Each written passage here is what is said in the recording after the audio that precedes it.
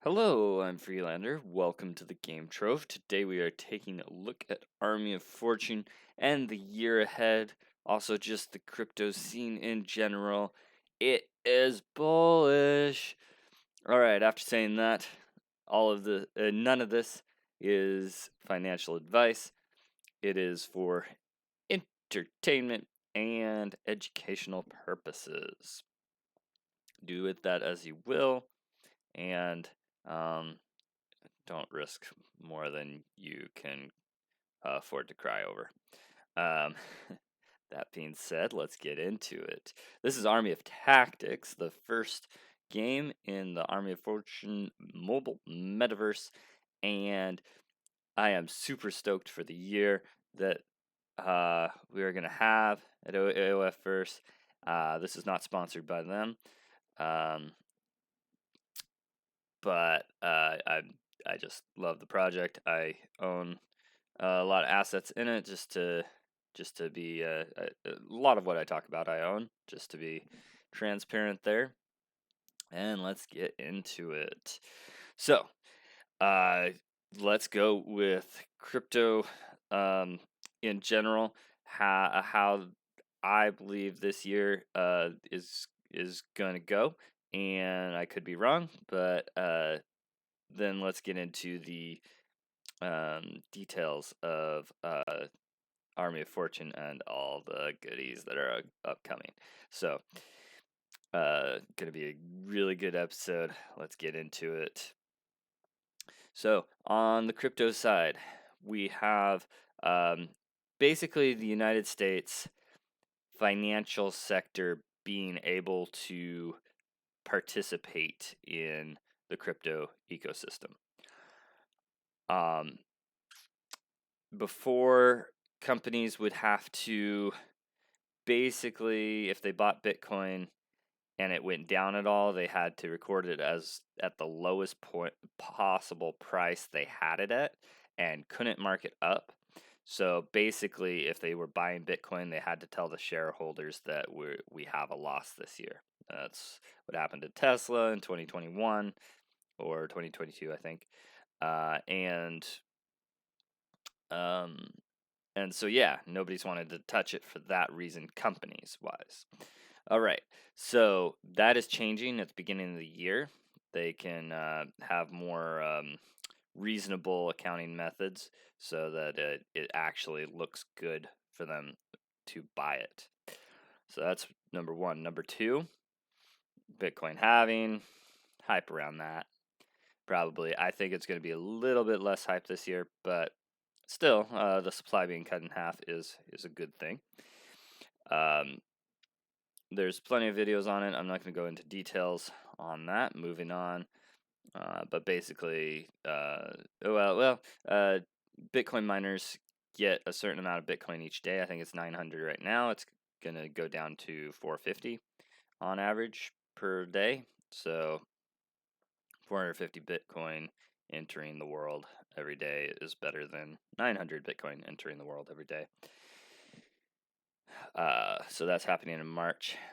The Bitcoin spot ETF. Now, a lot of rich people don't actually want to actively manage their money. They want to just be doing other things with their time.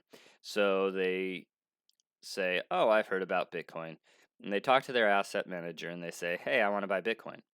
Well, right now, the asset manager actually says, no, we can't do that. I don't know how to do that safely. I don't know how to keep your money safe. Um, I could go to Coinbase, but we've had a lot of exchanges blow up this year or in the last couple years, so I'm not too keen on that idea. So basically, a lot of rich people just haven't been able to get into crypto in a manner they feel is safe. I mean, obviously some do still take the risk, but they have to be very motivated. Now, with the Bitcoin spot ETF, things like Definity, opening up some bridges there. Um, probably do a video on them soon. And this video is going to go longer than I thought, but that's okay. You can enjoy some of the gameplay. So anyway, the Definity opening up bridges there, and XRP is doing some stuff to open up like payments rails. On this round, I wish I had done one more guy over here. I think I still want it though.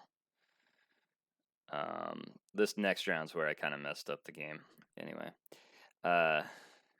so the institutional money that the ETF will unlock is probably going to allocate like, a quarter or an eighth of a percent into it in the first couple months of their portfolio. But that a quarter or eighth percent of their, or fifth of their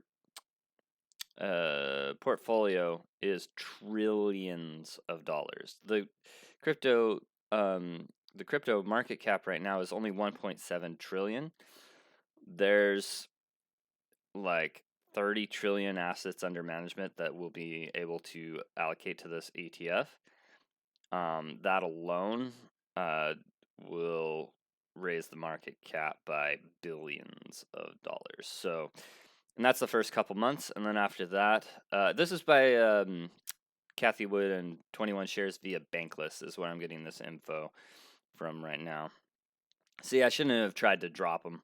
I should have just let him spend the 3 and confront him here, because now I wasted like 23 points on a draw there, when I could have just let him have it, because the outcome's the same.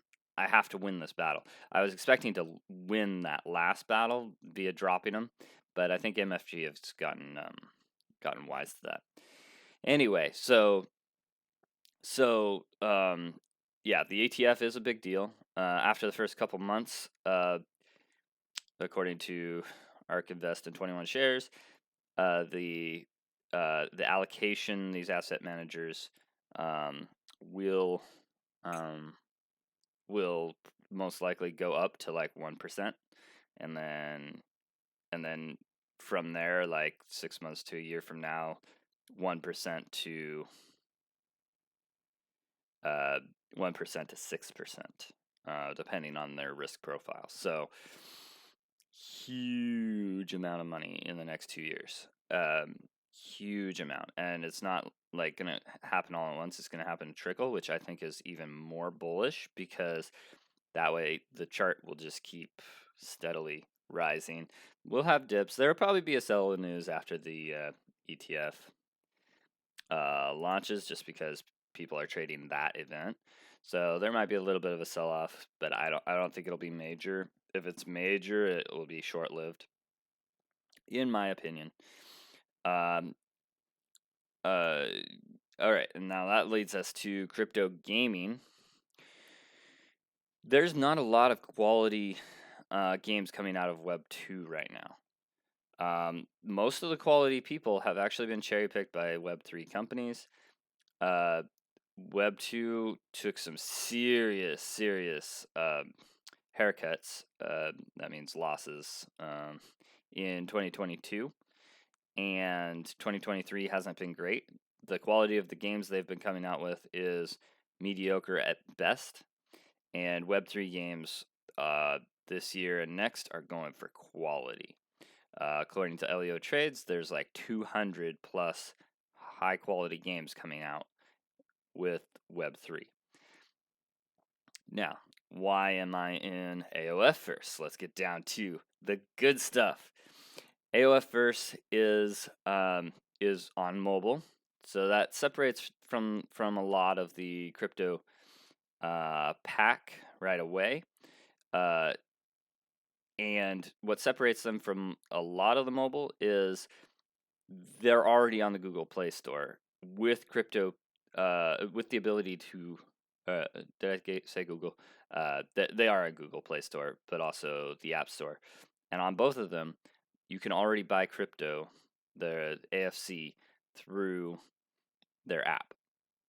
And then you can transfer it to your crypto wallet when you get hub access, which I may or may not still have OG codes down below. I haven't cleared out the ones that are useless yet, so maybe I'll do that later today. Anyhow,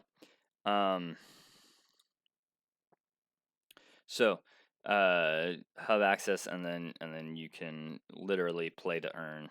The AFC is worth like 4 zeros and a 5 cents or dollars right now. So it would take you a while to get significant money, but I suspect the prices will do very, very well this year as we roll out these updates. So the game right now, the state of the game, we can go to Island 4, and we have cards up here that are very rare. This person that I drew with had lightning and vampires and used them very well. They did very good cadence. We both made a mistake in that like third round that led to a draw. But he did pretty good in his allocation of the mana flow. All right. Anyway, so my point is, we're at Island 4, and some people have the best units, some people don't. I'm doing very well with vampires. Actually, this was the first round I had lost in a while. Yeah, I wasn't top of my game this one, but at the same time he did very well. So, and it was a strategy I hadn't met before. I'm not used to the Boar Knight. The Boar Knight's actually pretty good. It takes Blick a little while to get him, and yeah, not nearly as I mean, he doesn't come forward nearly as quickly. So, yeah. Anyway, kind of interesting. Just all the different strategies. Now, we got an update coming in the middle to late of January. Also, a major exchange listing. I think a major exchange, at least a big exchange listing of AFG. That'll be the token generation event. They're doing it through exchange, and in that at the same time, so that'll unlock the other half of the game, being at least one more island, more in the future, maybe more at the update, but that'll unlock like 4 more units, which each unit you add to a game like this exponentially increases the amount of strategies you can use. Because the units are so varied, so different play style, different tactics you can use, and then you can combine them with different units to form different strategies. So we're talking an exponential, just with one island, an exponential increase in the playability of the game, replayability of the game. I'm still finding new strategies, and I play this every day. I've played this every day for the last 6 months. 5 months. Anyway, so that's really exciting, but that's not all. Wait, there's more. We got demigods dropping. So my guess is you're going to be able to have 1 per army. They're key to clans, so that'll open up the ability for clans to be formed. Maybe not right at that update. I hope so, but not gonna. But they haven't made too much of a timeline on Win Clan. But it'll also really change the meta because there'll probably be a variety of demigods available to try to get in the game, and then hopefully purchase from other players, as they will be NFTs. So in-game marketplace is happening sometime, I hope, with that update. That'd be cool. But yeah, just a ton to look forward to, because you'll have your demigod that you've worked hard to get, and then they'll have a different one, and then different units will pair well with the different demigods, and yeah, it's just going to be crazy good. Yeah, so that's mid to late January. Now, this is when the fun begins, because after that update, probably a little bit of time, I would give it a little bit of time, then we start hyping up for Army of Fortune, the game. The Army of Fortune, the game, has been really hush hush. I know some things about it, which I am grateful for, but yeah, I really thought I'd have more mana for this last fight. I did not have enough mana to match him. I should have done one Blick probably, and a few more guards over here. But anyway, it is what it is. Yeah. So Army of Fortune, the game is I think going to be revolutionary in its own right. It is a new genre of game, and we're almost done. Hopefully you're not getting bored of the battle over here. I'll skip to the MFG fight. And yeah, I'm super stoked for it.